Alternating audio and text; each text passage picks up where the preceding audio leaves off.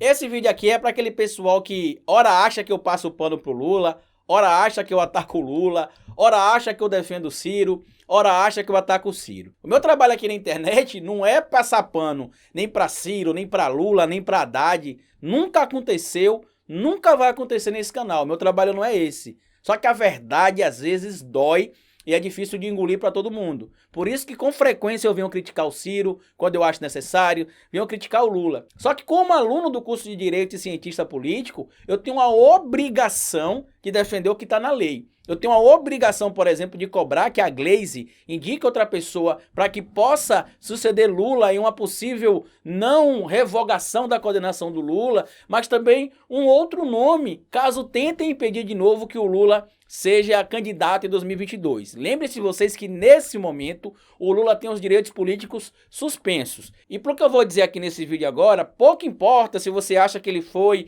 ou não foi condenado injustamente. Eu também acho que ele foi condenado injustamente, mas não porque ele seja inocente ou culpado, mas sim porque o devido processo legal, no caso do julgamento do Lula, foi violado. Então, do mesmo jeito que eu vim aqui criticar, por exemplo, a postura da Glaze, do PT, e não colocar outra pessoa do lado do Lula para ser um possível sucessor, caso necessite, eu também venho aqui, obviamente, trazer informações que o público que apoia o Lula vai achar que é favorável ao Lula. E aí, quem não gosta do Lula vai vir aqui nesse vídeo hoje dizer que eu estou passando pano. Então, há muitos meses, eu já decidi deixar essa ideia de ouvir a opinião de um lado ou de outro em relação a Lula, Ciro, Haddad, Boulos e tudo mais, e fazer o meu trabalho, que é analisar o cenário político e analisar também algumas informações jurídicas. E é sobre isso que eu vou falar aqui com vocês hoje, porque o ministro Edson Fachin do STF tomou uma decisão muito importante essa semana. Ele decidiu que o processo do Lula não será suspenso, decidiu permitir a continuidade do processo do Lula, a defesa tinha pedido para suspender, porém ele deu 48 horas para que o Ministério Público e a Operação Lava Jato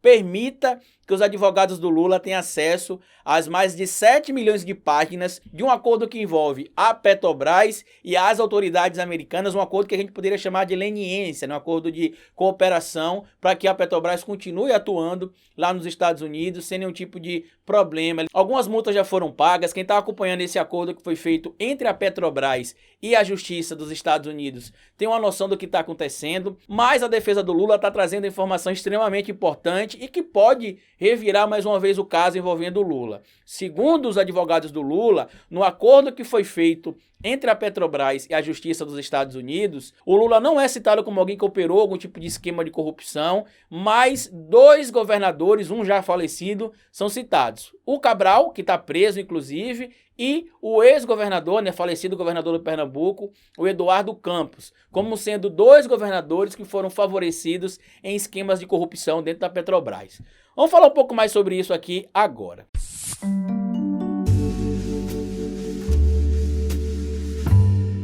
Pois bem, meu povo, a gente sabe que ultimamente a relação dentro da própria esquerda, quando se fala do Lula ou do Ciro, é literalmente de amor ou ódio. Quem, por exemplo, apoia o Lula não quer que fale do Ciro, quem, por exemplo, apoia o Ciro não quer que fale do Lula, né? São palavras praticamente proibidas dentro de alguns gabinetes, dentro, por exemplo, de alguns comitês também, mas o meu trabalho como comunicador, cientista político e aluno do curso de Direito é trazer as informações que estão estabelecidas na lei. Opinião, obviamente, cada um que vai estar vendo o vídeo vai poder ter uma, mas vocês precisam ter respeito com uma coisa. Nada que eu trago aqui, quando eu falo de direito ou de teorias de política, nada é inventado da minha cabeça. Tudo está estabelecido em algum código de lei. Muita gente vem aqui, Carlito, você ficar passando pano pro Lula, o Lula é um bandido, ele foi condenado porque cometeu crime. Não importa se o Lula é ou não é bandido.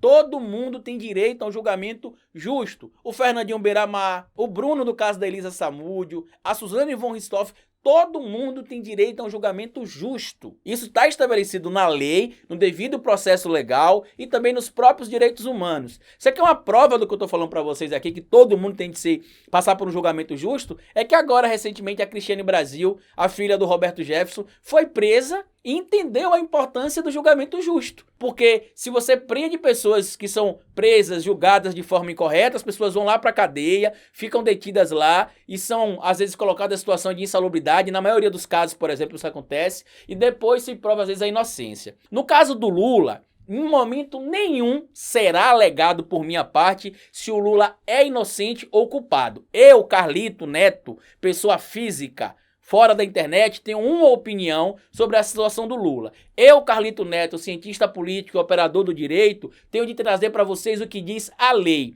E a lei diz que se uma pessoa é julgada de forma ilegal e de forma parcial, ela não teve o devido processo legal respeitado no caso dela. E isso dá direito para que o julgamento ou a sentença dessa pessoa seja refeito, o julgamento seja cancelado e a sentença seja anulada. Isso não quer dizer que aquela pessoa é ou não inocente. E é por isso que eu fico muito aborrecido, às vezes, quando eu trago essa informação. Quando eu digo para vocês sobre o Lula não ter tido um julgamento justo, não tem nada a ver se ele é ou não inocente. Como o próprio professor John Komaroff disse, antropólogo especialista em lawfare, no caso do Lula, desde o primeiro dia que o Moro conversou com o Lula, o Moro já tinha a sentença estabelecida e não importava as informações que fossem apresentadas. Então, por exemplo, existem algumas coisas que estão na condenação do Lula que poderiam, por exemplo, como a gente sabe, e algumas não têm base técnica nem fato nenhum, que podem ser retiradas, por exemplo, de uma possível nova condenação, caso o julgamento seja anulado.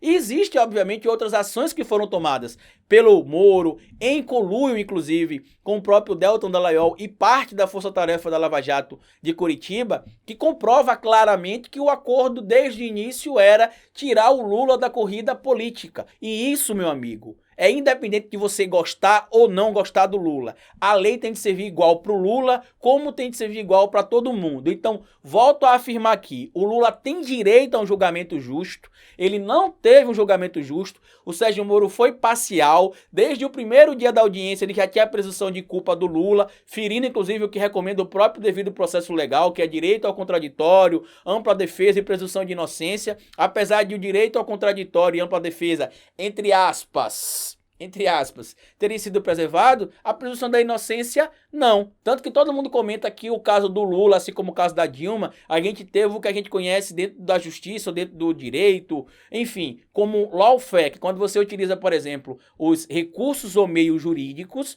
para poder obter resultados políticos. E é por conta disso que essa informação que eu trago para vocês aqui hoje é extremamente importante, porque os advogados do Lula entraram com um pedido ao STF para que pudesse ter acesso ao acordo feito entre a Petrobras e a Justiça dos Estados Unidos. A Petrobras inicialmente disse que não poderia encaminhar essa documentação, porque isso poderia ferir as leis dos Estados Unidos e que não teria como encaminhar, só que a informação que foi disponibilizada em vários portais é que o Fachin decidiu não suspender o processo do Lula, decidiu continuar, mas determinou que o Ministério Público e a Força-Tarefa da Lava Jato entregue ou passe as informações, pelo menos, desse acordo entre Petrobras e a Justiça dos Estados Unidos em até 48 horas. E isso pode mudar, obviamente, a visão da condenação, a visão, inclusive, do próprio julgamento, que é isso que eu estou falando para vocês. Porque durante muito tempo, a acusação e o próprio Sérgio Moro sempre sustentou a tese que o Lula coordenava esse esquema de corrupção na Petrobras, que o Lula era o responsável pela quadrilha da Petrobras. E nesse acordo que foi feito entre Petrobras e a Justiça dos Estados Unidos, o nome do Lula não aparece como operador ou como chefe de nenhum esquema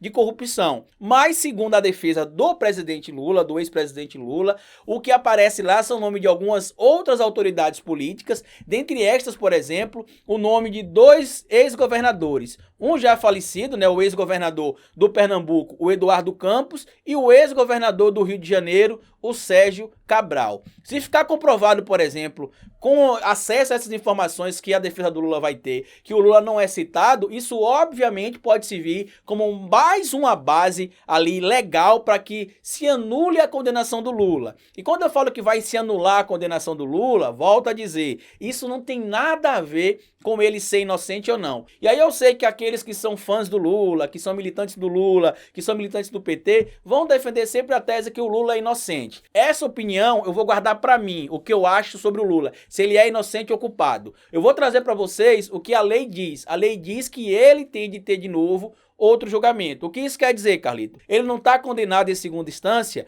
Se conseguir anular o julgamento, vai voltar tudo para o começo de novo. E aí tudo que foi recolhido até agora deixa descartado e volta o processo todo do zero, seguindo o devido processo legal, direito ao contraditório, ampla defesa e a presunção da inocência. Vai ser tudo dentro dos conformes. Só que lembrem vocês que nessa semana, por exemplo, eu fiz um vídeo mostrando para vocês no domingo que o Lula virou réu pela 4ª vez através de denúncias apresentadas pelo Ministério Público na força-tarefa da Lava Jato. E quem foi o juiz que aceitou a denúncia? Calma, que não foi o Moro, que o Moro não é juiz ainda. O juiz que aceitou a denúncia é justamente Luiz Antônio Bonar, aquele que o Deltan Dallagnol queria que fizesse um sacrifício pelo time e mesmo sem querer ir para Curitiba, fosse para poder manter a Operação Lava Jato funcionando.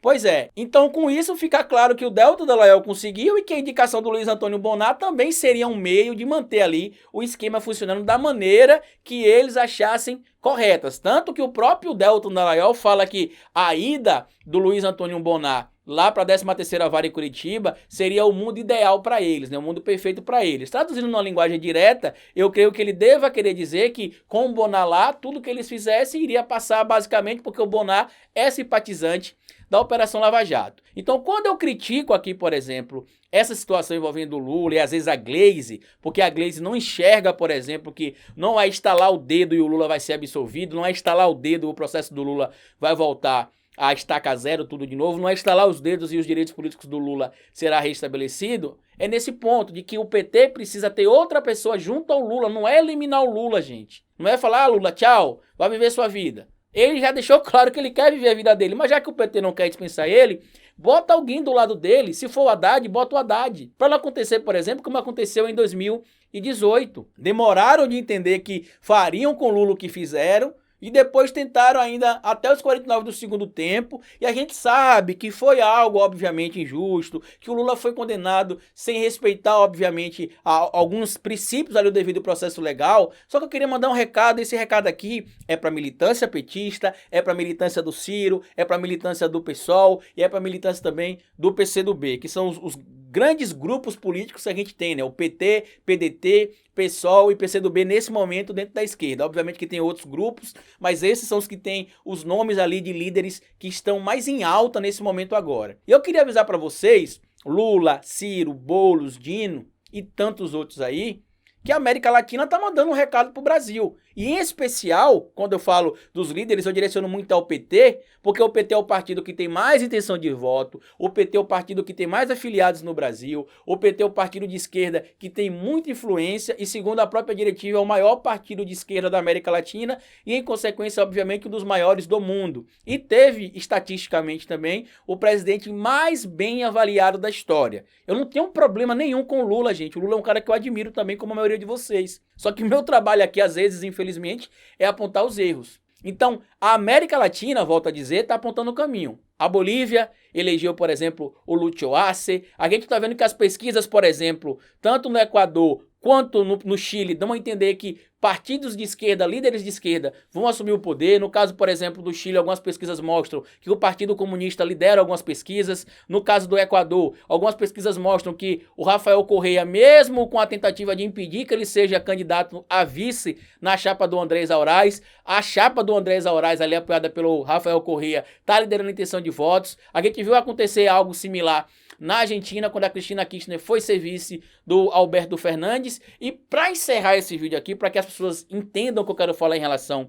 ao PT, em relação ao Lula e a outras lideranças de esquerda, é o exemplo claro e categórico que está acontecendo, por exemplo, na Bolívia, onde o Evo Morales conseguiu eleger o seu indicado e agora, essa semana, os pedidos de prisão contra ele foram revogados e considerados ilegais. O que isso quer dizer? Que com a posse, possivelmente, do Lucio Arce, o Evo Morales vai voltar para a Bolívia. Eu acho que ainda vai ficar preocupado ali em só voltar quando o Lucio Arce assumir e possivelmente será ministro no governo do Lucio Arce. Pode acontecer a mesma coisa com o Lula aqui. É isso que eu tô pedindo, que não precisa descartar o Lula, PT. Não é isso que eu tô falando, mas bota alguém do lado do Lula para que, caso façam a mesma coisa com o Lula que fizeram em 2018, que tem alguém do lado ali já de agora que o público conheça, e quem sabe depois da esquerda voltar ao poder, seja a esquerda através do Boulos, do Dino, do Ciro ou do próprio Lula, ou do PT, as coisas possam mudar. É esse o ponto. Mas sobre o ponto do vídeo principal, que é o processo envolvendo Lula,